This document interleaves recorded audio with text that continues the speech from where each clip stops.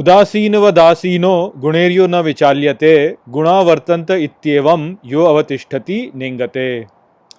Hello friends, this is the 23rd shlok of the 14th chapter of Bhagavad Gita, and today we will understand this shlok in detail. So let's first go over its meaning. So the shlok says, Udasinava dasino, which means one who sits indifferently. Guneryo na vichalyate, which means who is not disturbed by qualities. Guna vartanta ityevam, which means even on using qualities here, yo avatishtati nengate, which means who remains standing, does not waver.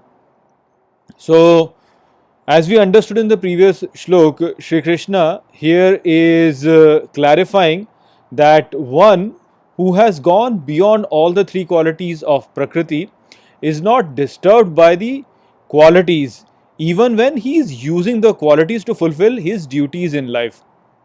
So, the entire world that we experience is all manifesting through the interaction of the three qualities of Prakriti.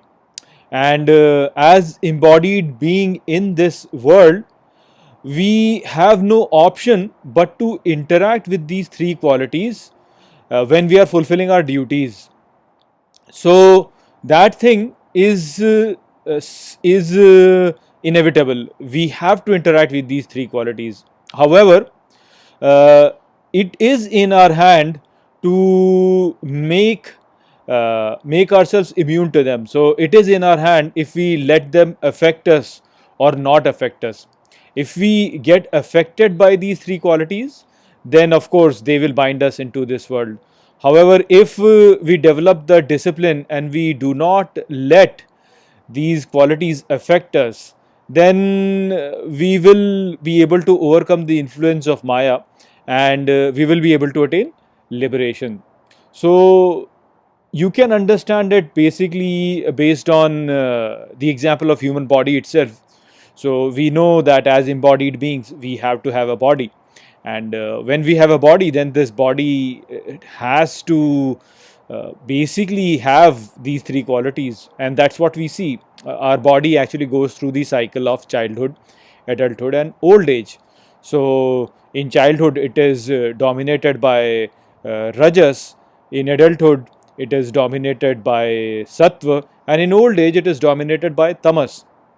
So in all the three stages of life, the body is basically under the influence of the qualities of the Prakriti. So those who are identified with the body, they come under the influence of these qualities and they basically act accordingly. So basically what happens is, let's say you might have seen this also, right? I mean, when a person is young, he complains that the old person does not really understand him. Old people are too obsolete and they are completely out of touch with the current situations, and he basically considers old people stupid.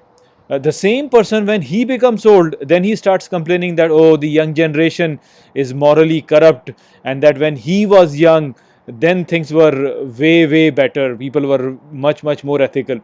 So this kind of thing is basically happening because this person is coming under the influence of the qualities of nature. He is basically getting dominated by the qualities with which his body is attaching. When he is young, he is rajas dominated, and he looks at the old people who are tamas dominated and he gets affected by them and then says, oh, these people are stupid. When he is old, then he is tamas dominated and he looks at the young people who are rajas dominated from the tamasic point of view, and he again becomes disturbed. So this is how Prakriti actually plays tricks on us. We basically become attached to a particular quality of Prakriti, and then we look at Prakriti from that point of view, and we basically just get affected. We get disturbed by that, and then we start to act in that manner. So the one who is wise, he is smart enough to not come under the influence of the qualities of nature, and he stays situated in the eternal unchanging, which is basically the Atma, which is Brahma. So he can see through all these changes that are happening in the qualities of nature and is not really bothered by them at all. He remains identified with the same eternal Brahma. Basically, whenever in whatever stage of life he is, if he's young, then also; if he's old, then also. He's basically just identified with Brahma, not with the body, and therefore he will not really come under the influence like that. So that is basically what Sri Krishna is saying over here, that the one who has gone beyond the three qualities of nature, he uses these three qualities, but he doesn't come under their influence. He stays unwavering and unchanging, basically. So he stays in that eternal unchanging Brahma and goes beyond all the three qualities. So that was basically the concept which was presented in this shlok. I hope that I have explained this shlok well to you. With that, I'll close this video. I'll see you in the next video. Take care.